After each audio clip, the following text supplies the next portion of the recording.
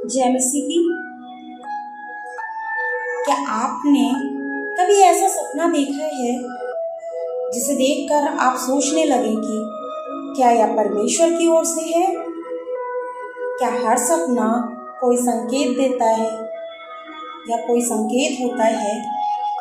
क्या बाइबल हमें सपनों पर विश्वास करने के लिए कहती है? आज हम परमेश्वर के वचन से जानेंगे कि सपनों के विषय में बाइबल वास्तव में क्या सिखाती है। इसलिए इस वीडियो को अंत तक अवश्य देखें। परमेश्वर ने बाइबल में सपनों के द्वारा लोगों से बातचीत की। हाँ, बाइबल में कई बार परमेश्वर ने सपनों का उपयोग किया है, जिसमें हम पहला उदाहरण यूसुफ का देखते हैं। यूसुफ ने बचपन में सपना देखा कि एक दिन उसके भाई उसके सामने झुकेंगे। उत्पत्ति 37:5-10 में लिखा है, उस समय किसी ने विश्वास नहीं किया, लेकिन वर्षों बाद वही सपना पूरा हुआ। क्योंकि कई बार परमेश्वर जो हमें बताना चाहते हैं वो किसी न किसी जरिए से हमें बताते हैं, वो हमें संकेत देते हैं। यूसुफ को भी दिया परमेश्वर ने संकेत सपने के द्वारा, और इससे ये सीखने को मिलता है कि परमेश्वर का सपना तुरंत पूरा नहीं होता, उसके लिए हमें धैर्य रखना पड़ता है। दूसरा उदाहरण याकूब ने स्वर्ग तक पहुंचने वाली सीढ़ी का सपना देखा था, जो हमें उत्पत्ति 28 में देखने को मिलता है। वहां पर लिखा है कि परमेश्वर ने उसे आश्वासन दिया कि मैं तेरे साथ हूं। कई बार सपना हमें परमेश्वर की उपस्थिति का भरोसा देता है और ये दिलासा दिलाता है कि वो परमेश्वर सच में हमारे साथ है। तीसरा उदाहरण दानियल का था। दानियल ने कई राजाओं के सपनों का अर्थ बताया। दानियल 2 अध्याय में लिखा है कि राजा ने सपना देखा, लेकिन उसको सपना समझ नहीं आया और ना ही वो सपने का अर्थ समझ पाया। परमेश्वर ने दानियल को उसका अर्थ बताया। सपना राजा ने देखा था, लेकिन उसका अर्थ क्या था वो परमेश्वर ने दानियल को दिखाया। इससे पता चलता है कि सपनों का अर्थ केवल परमेश्वर बता सकते हैं, और उसके लिए हमें विश्वास रखना बहुत जरूरी है, और परमेश्वर के वक्त का इंतजार करना बहुत जरूरी है। चौथा उदाहरण हम देखते हैं कि यूसुफ, जो मरियम के पति थे, जो प्रभु यीशु मसीह के पिता के हैं। यूसुफ को स्वर्गदूत ने सपने में कहा कि मरियम को अपनी पत्नी बना।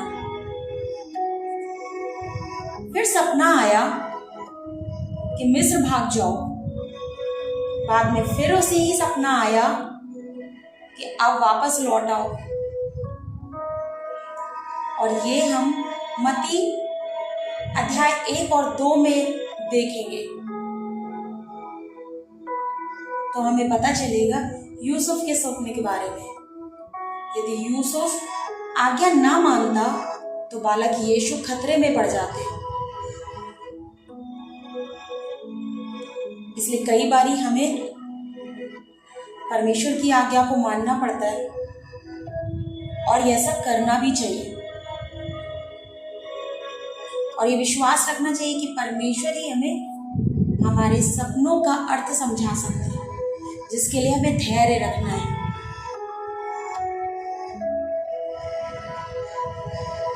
क्या आज भी परमेश्वर सपनों में बात कर सकते हैं?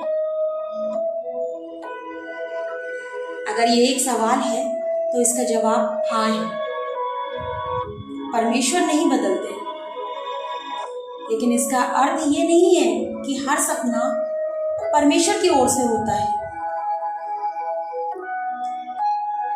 योएल 2:28 में लिखा है कि तुम्हारे बूढ़े स्वप्न देखेंगे। ये भविष्यवाणी पेंतेकोस्त के दिन भी पूरी हुई। प्रेरितों का काम 2:17 में लिखा है कि इसका अर्थ है कि परमेश्वर यदि चाहे तो आज भी सपनों का उपयोग कर सकते हैं। हाँ मेरे प्रियो, आज भी परमेश्वर सपनों के जरिए हमसे बातचीत कर सकते हैं, बशर्ते हमें ये क्लियर होना चाहिए, हमें पता होना चाहिए कि ये स्वप्न परमेश्वर की ओर से ही है या नहीं।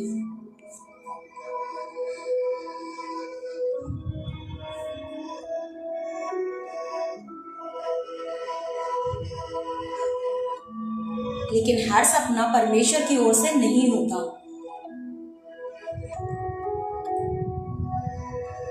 यही बहुत से लोग गलती करते हैं। हर सपना दिव्य नहीं होता।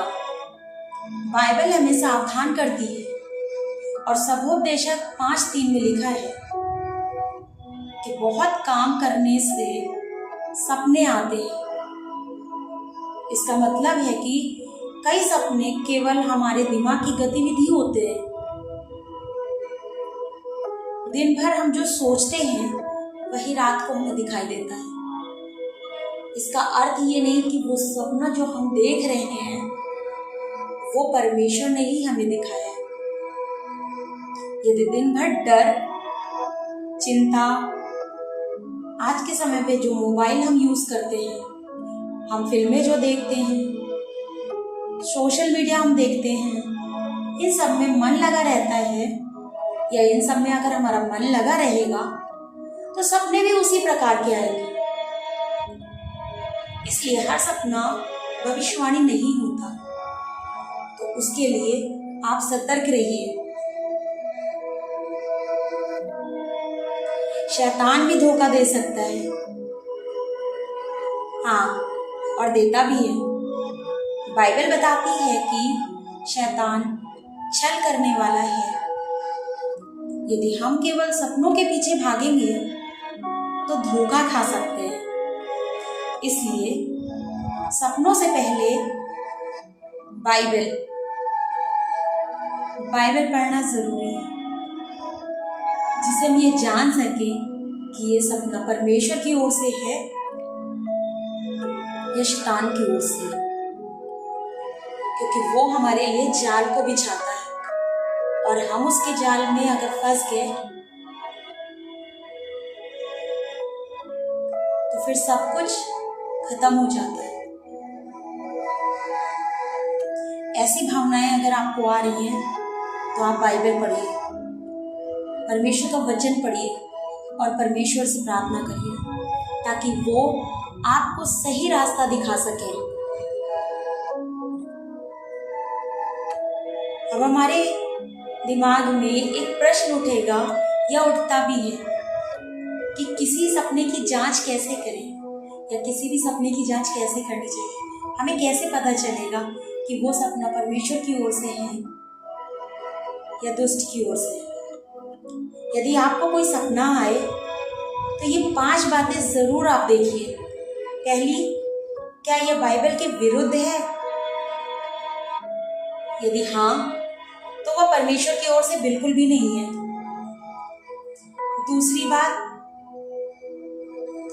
क्या उससे यीशु की महिमा होती है या केवल डर पैदा होता है? अगर ये संकेत आपको मिलते हैं या आपको ऐसा महसूस हो रहा है तो आप फौरन समझ जाइए कि ये सपना परमेश्वर की ओर से नहीं। तीसरा, क्या वह आपको पाप छोड़ने की ओर ले जाता है या घमंड बढ़ाता है? एनालाइज करना चाहिए, देखना चाहिए, क्योंकि प्रभु की राह हमेशा हमें सच्चाई ईमानदारी की ओर लेके जाती है और दुष्ट हमेशा हमें गलत बातों में फंसाता है। इसलिए इसकी जांच करना जरूरी है। चौथा, क्या उसके कारण आपके मन में परमेश्वर की शांति आती है या केवल भ्रम और डर ही लगता रहता है? अगर ऐसा हो रहा है मेरे प्रियो, तो ये परमेश्वर का संकेत बिल्कुल भी नहीं है। ये दुष्ट की चाल हो सकती है। और पांचवा और सबसे आखिर, कि प्रार्थना करें। जब ये सारी चीजें आपको सताए या आपको परेशान करें, तो प्रार्थना करिए और जल्दबाजी में कोई भी निर्णय मत लीजिए। परमेश्वर समय आने पे सारी चीजों को स्पष्ट करेंगे।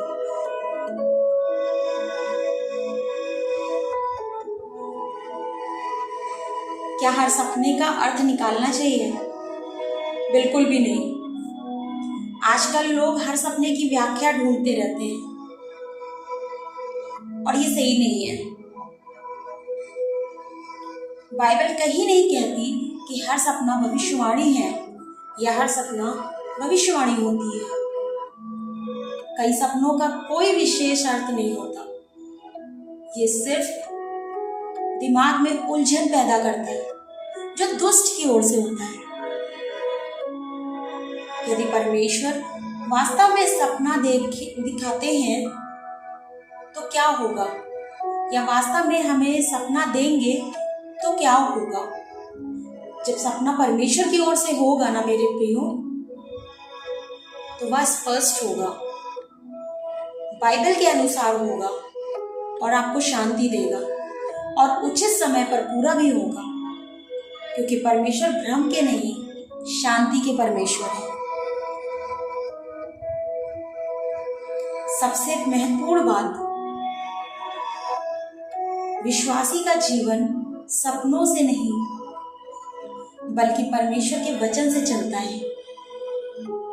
यदि आज से आपको कभी भी कोई भी सपना ना भी आए, फिर भी बाइबल आपके लिए पर्याप्त है, क्योंकि परमेश्वर का सबसे बड़ा प्रकाशन उनका वचन है। और हमें चाहिए कि हम परमेश्वर के वचन पर चले, उस पर भरोसा रखें, ताकि वो ठीक समय पर हमारा उद्धार करें। हमें किसी सपने पर भरोसा ना करके, किसी सपने के सहारे ना होकर, किसी भविष्यवाणी के सहारे ना होकर परमेश्वर के वचन पर विश्वास रखना चाहिए, उनसे प्रार्थना करनी चाहिए, उनके आगे झुकना चाहिए। वो हमारे लिए सीधा मार्ग निकालेंगे। यदि परमेश्वर सपनों के द्वारा बोलना चाहे तो वह आज भी बोल सकते हैं, लेकिन हमें हर सपने के पीछे नहीं भागना चाहिए। हमारा विश्वास सपनों पर नहीं, प्रभु यीशु मसीह के वचन पर होना चाहिए। यदि आज आपको कोई सपना परेशान करता है, तो मेरे प्रियो, अगर वो आपको पॉजिटिव साइन दे रहा है तो वो प्रभु की ओर से है। अगर वो आपको पॉजिटिव साइन नहीं दे रहा है और आप उलझन में फंसे हैं, आपकी उलझनें बढ़ती जा रही है और कोई रास्ता नहीं दिख रहा, तो ये परमेश्वर की ओर से नहीं, ये दुष्ट की चाल हो सकती है। आप उस पर भरोसा ना करके परमेश्वर से प्रार्थना करिए, वही आपके लिए सीधा मार्ग निकालेंगे। आइए अब प्रार्थना करते हैं और सारी बातों को परमेश्वर के हाथ में सौंप देते हैं, क्योंकि वही हमारा जिंदा परमेश्वर है जो हमारा उद्धार करता है। हे स्वर्गीय पिता, यदि कोई सपना आपकी ओर से हो तो हमें उसे समझने की बुद्धि दीजिए। यदि कोई सपना केवल हमारे मन की कल्पना हो या शत्रु की ओर से भ्रम उत्पन्न करने वाला हो, तो हमें उससे बचाइए। हमें ऐसा हृदय दीजिए जो सबसे पहले आपके वचन पर विश्वास करे और आपकी इच्छा पर चले। प्रभु यीशु के नाम में प्रार्थना करते हैं, आमीन। मेरे प्यारे मसीह भाई बहनों, यदि ये संदेश आपको आशीष का कारण बनाओ, तो वीडियो को लाइक करें, अपने मित्रों और परिवारों के साथ साझा करें, शेयर करें और हमारे चैनल ग्रेस विद जीसस को सब्सक्राइब करिए। प्रभु आपको आशीष दे। आमीन।